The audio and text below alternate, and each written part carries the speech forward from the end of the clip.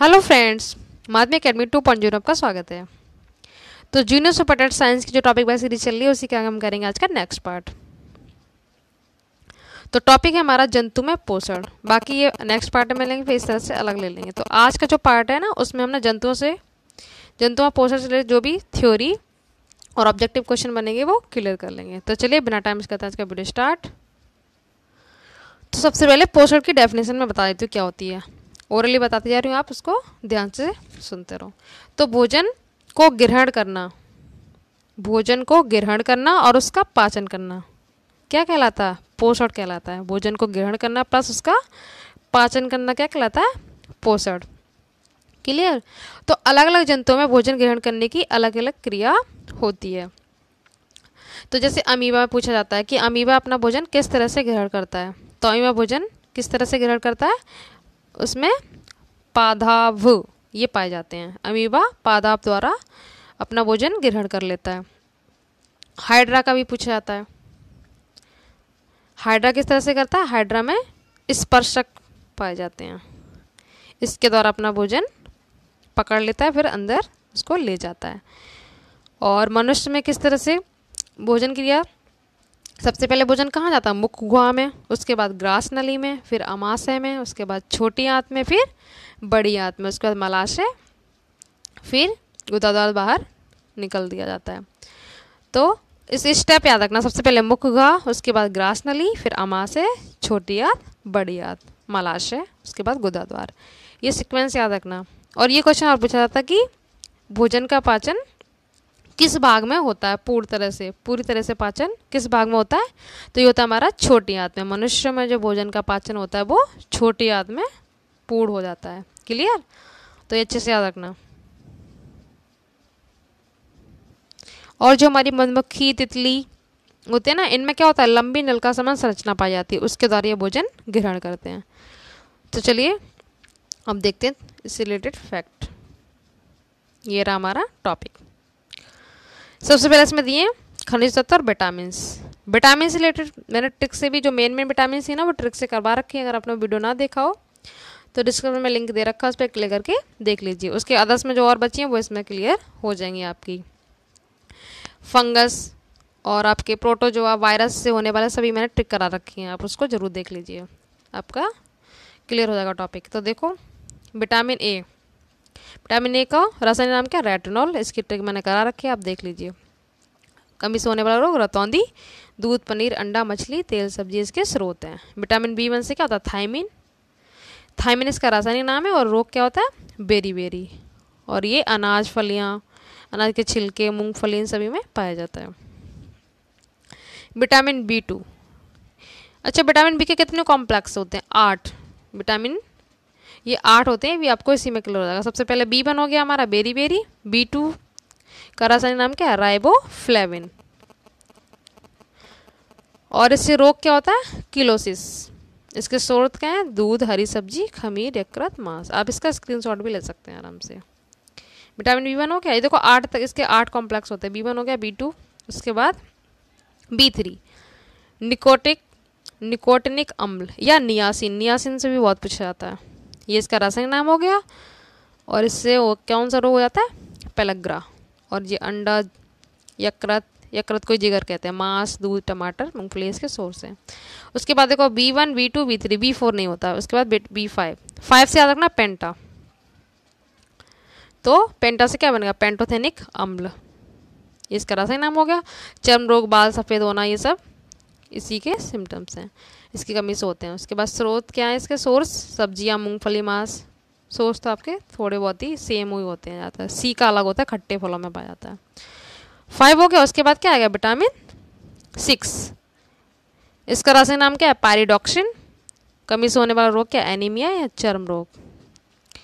दूध, ईस्ट, अनाज इसके सोर्स हो गए। उसके बाद 7 आता है हमारा बायोटीन। रासायनिक नाम हो गया लकवा, बालों का गिरना। और उसके बाद ये फल सब्जी इसके स्रोत हो गए।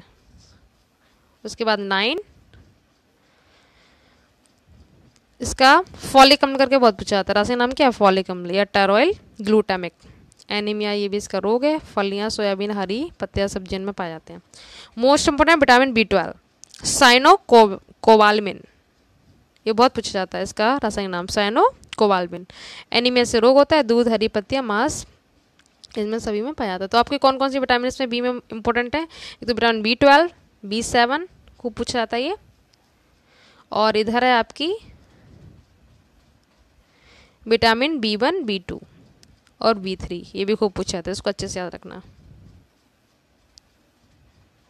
उसके बाद विटामिन C, D, E के ये मैंने आपको ट्रिक से बताए रखे हैं पहले भी। सी का एस्कॉर्बिक अम्ल इसका रासायनिक नाम है, इसका भी रोग होता है, इसके सोर्स हैं खट्टे फल जितने होते हैं, और आंवला में सबसे ज़्यादा पाया जाता है, मैंने आपको बताया भी था। विटामिन D कैल्सीफेरॉल, बच्चों में रिकेट्स रोग मैंने आपको बताया था, और बड़ों में ऑस्टियोमेलोसिया कहते हैं। उसके बाद दूध, अंडा, मछली, तेल, मक्खन, सूर्य का प्रकाश इसके स्रोत हैं। विटामिन E इसका क्या है? टोकोफेरॉल, और विटामिन को क्या कहते हैं? ब्यूटी विटामिन भी कहते हैं। जनन क्षमता में कमी, ये रोग है इससे, और ये दूध, मक्खन, अंकुरित गेहूँ, पत्ते, सब्जी, सोयाबीन, ये सब इसके सोर्स हैं। लास्ट हमारा के नेफ्थोक्विनोन, इसमें रक्त का थक्का नहीं जमता, लगातार अब चोट लग जाती है, लगातार ब्लड बहता रहता है।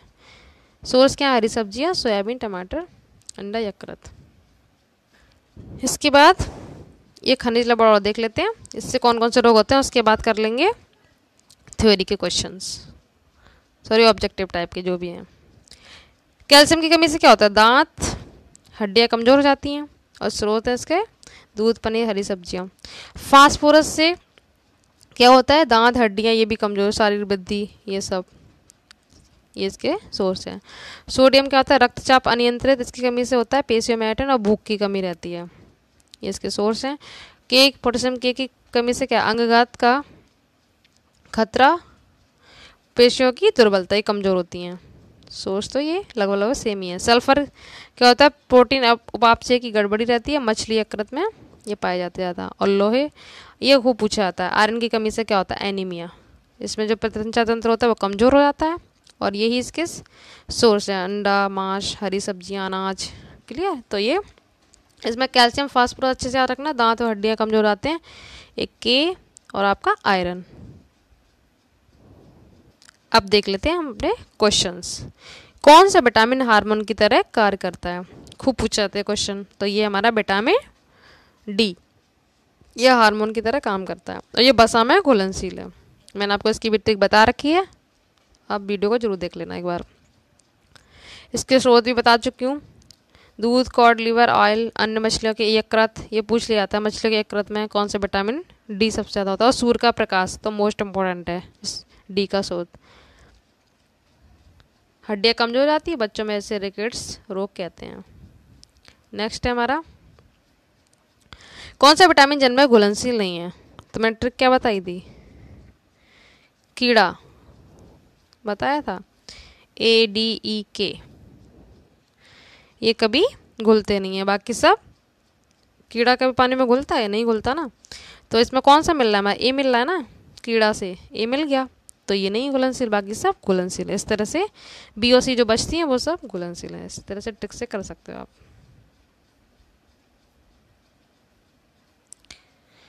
नेक्स्ट है, शरीर के किस अंग में विटामिन A की अधिकतम मात्रा होती है? तो ये किस में होती है? यकृत में। कई बार आया, फिश के लिवर में सबसे ज़्यादा पाई जाती है विटामिन D। नेक्स्ट है, धातु परमाणु से युक्त विटामिन है, तो ये हमारे विटामिन B12, बहुत पूछा जाता है, इसका रासायनिक नाम साइनोकोबालेमिन, साइनोकोबालेमिन। इसमें कोबाल्ट पाया जाता है, यानी CO, ये एक धातुयुक्त विटामिन है। नेक्स्ट है, कौन सा तथ्य सही नहीं है? इसमें से 3 सही हैं। विटामिन का नामकरण फंक ने किया था, ये सही है। जीवन के लिए महत्वपूर्ण, ये सही है। इसकी कमी रोग उत्पन्न करती है, ये भी सही है, रोग हो जाते हैं ना, ये भी इसलिए बताई हुई है। ये पाचन में सहायक होती है, ये गलत है, ऑप्शन D, ये पाचन में सहायक नहीं होती हैं। क्लियर? नेक्स्ट है, कौन सा विटामिन हमारे नेत्र व त्वचा के संक्रमण से रक्षा करता है? तो ये होता है विटामिन A, रतौंधी, ब्लाइंडनेस इसे बोलते हैं, रात में कम दिखाई देता है, और इसके सोर्स क्या सबसे ज़्यादा? गाजर, एप्पल, इनमें पाई जाती है। नेक्स्ट है हमारा, नेक्स्ट है, अंडा उत्तम स्रोत है, option A, B, C, D में से क्या होगा? तो सबसे ज़्यादा अंडे में क्या मिलती है? प्रोटीन। ये इसकी डिटेल है। प्रोटीन का उत्तम स्रोत होता है ये। अंडे में लगभग सारे अमीनो एसिड पाए जाते हैं। कौन सा प्रोटीन नहीं है निम्न में से? नेक्स्ट क्वेश्चन हमारा, हिपेरिन, फाइब्रोइन, क्रेटिन, एल्बुमिन। तो कौन सा आएगा इसका आंसर? ये आएगा हमारा ऑप्शन ए, हिपेरिन कोई भी प्रोटीन नहीं होती है। ये क्या करती है? रक्त का थक्का जमने से रोकने में इससे हेल्प मिलती है, पर ये प्रोटीन नहीं है।